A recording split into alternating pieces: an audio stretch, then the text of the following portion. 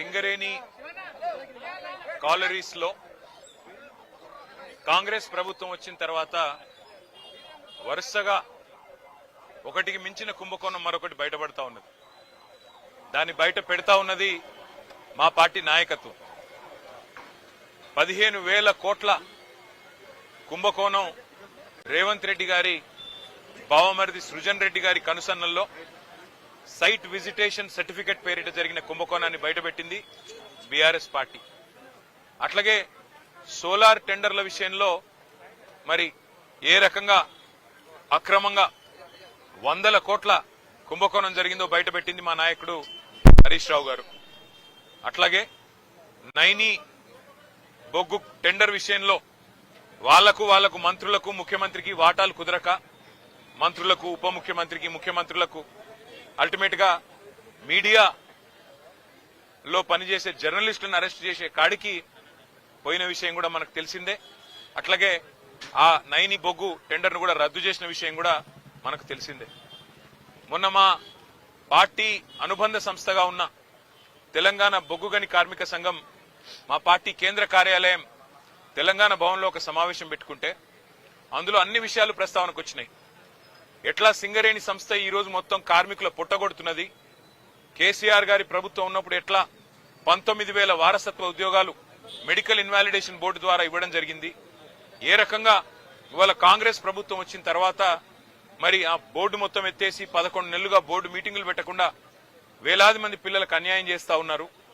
అన్యాయం చేయడమే కాకుండా గతంలో కేసీఆర్ ప్రభుత్వం ఇచ్చిన ఉద్యోగాలు మెడికల్ ఇన్వాలిడేషన్ కింద 19,000 ఉద్యోగాలు ఏదైతే ఇచ్చారో వాటి మీద కూడా విజిలెన్స్ ఎంక్వైరీ చేపిస్తామని చెప్పి అసెంబ్లీలో ఉప ముఖ్యమంత్రి బట్టి విక్రమార్క గారు ఏ మాట అయితే చెప్పారో ఇవన్నీ కూడా ఇవాళ సింగరేణిలో కార్మికుల్లో అక్కడుండే ప్రజల్లో కలవరాన్ని రేకెత్తిస్తా ఉన్నాయి. అదే సమావేశంలో మా సోదరుడు మాజీ ఎంపీ ఆ పెద్దపల్లి పార్లమెంట్కి అట్లాగే మాజీ ఎమ్మెల్యే చెన్నూరు సోదరుడు బాల్కా సుమన్ గారు కార్మికుల ఆవేశాన్ని కార్మికుల యొక్క ఆక్రోశాన్ని దృష్టిలో పెట్టుకుని మరి మాట్లాడిన విషయం మీకు తెలుసు. ఇవాళ ఈ ప్రభుత్వాన్ని ఎజెండా ఒకటే, అసలు విషయం మరుగున పడడానికి, అసలు విషయాన్ని బయటికి రాకుండా చేయడానికి, సింగరేణిలో జరుగుతున్న కుంభకోణాలను బయటికి రాకుండా ప్రజల దృష్టికి రాకుండా చేసేందుకు విషయాన్నంతా గోల్ తిప్పి సుమన్ ఏదో అన్నాడు అని చెప్పి ఇలా లోపల పెట్టే ప్రయత్నం చేసినారు. వాళ్ళ చెంచల్ కూడా జైల్లో పెట్టారు. మరి ఆయన మీద ఇష్టమున్న కేసులు ఇష్టమున్న సెక్షన్లు కూడా పెట్టినారు. చివరికి మెజిస్ట్రేట్ గారు కూడా మందలించి పీడీపీపీ ఎట్లా పెడతారు మీరని చెప్పి తీసేసిన పరిస్థితి మనం చూస్తా ఉన్నాం. సోదరుడు సుమన్ చేసిన వ్యాఖ్యల్లో ఏమన్నా తప్పు ఉన్నదని ప్రభుత్వం భావిస్తే నేను ప్రభుత్వాన్ని ఒకటే అడుగుతా ఉన్నా. మరి కాంగ్రెస్ పార్టీ యొక్క పెద్దలు ఇవాళ ముఖ్యమంత్రిగా ఉన్న రేవంత్ రెడ్డి ఆ రోజు మల్కాజ్గిరి పార్లమెంట్ సభ్యుడిగా పీసీసీ అధ్యక్షుడిగా ప్రగతి భవన్ అంటే ముఖ్యమంత్రి గారి అధికారిక నివాసం ప్రగతి భవన్ ని బాంబులతో పెట్టి పేల్చినా తప్పులేదు అన్నాడు.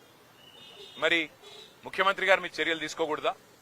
ఒక గౌరవ పార్లమెంట్ సభ్యుడిగా ఉంటూ పీసీసీ అధ్యక్షుడిగా ఉంటూ బాంబులు పెట్టి ముఖ్యమంత్రి అధికారిక నివాసాన్ని పేల్చేయాలే అని మాట్లాడిన రేవంత్ రెడ్డి శిక్షకు అర్హుడు కాదా? చెంచల్గూడకు మళ్లీ తిరిగి రావడానికి అర్హుడు కాదా? అట్లాగే బండి సంజయ్ కేంద్ర మంత్రిగా ఈరోజు ఉన్నారు. ఆయన కూడా పార్లమెంట్ సభ్యుడిగా హైదరాబాద్ పాతనగరం మీద సర్జికల్ స్ట్రైక్ చేస్తాం అని మాట్లాడిన మాట మరి అది శిక్షార్హం కాదా? ఆయన మీద ఇవాళ బాల్కా సుమన్ మీద పెట్టిన సెక్షన్లు ఆయనకు వర్తించవా?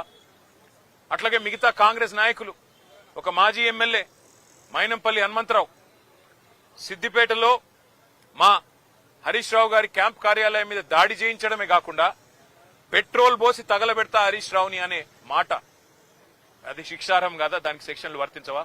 వాళ్ళ జడ్చర్ల ఎమ్మెల్యే అనిరుద్ రెడ్డి అక్కడ ఉండే ఒక కంపెనీని పెట్రోల్ పోసి తగలబెడతా అంటే అక్కడ శిక్ష ఉండదా? అంటే కాంగ్రెస్ లో ఒక నీతి, మా సోదరుడు బాల్కా సుమన్ గారికి ఇంకో నీతా? ఎందుకు మీకు ఇంత కోపం బాల్కా సుమన్ మీద? ఉద్యమంలో ఆ రోజు 220 కేసులు పెట్టారు సుమన్ మీద. మళ్లీ చూస్తుంటే ఆ రికార్డు బద్దలు కొట్టాలన్న ప్రయత్నం ఏమైనా చేస్తున్నట్టు కనబడుతున్నది.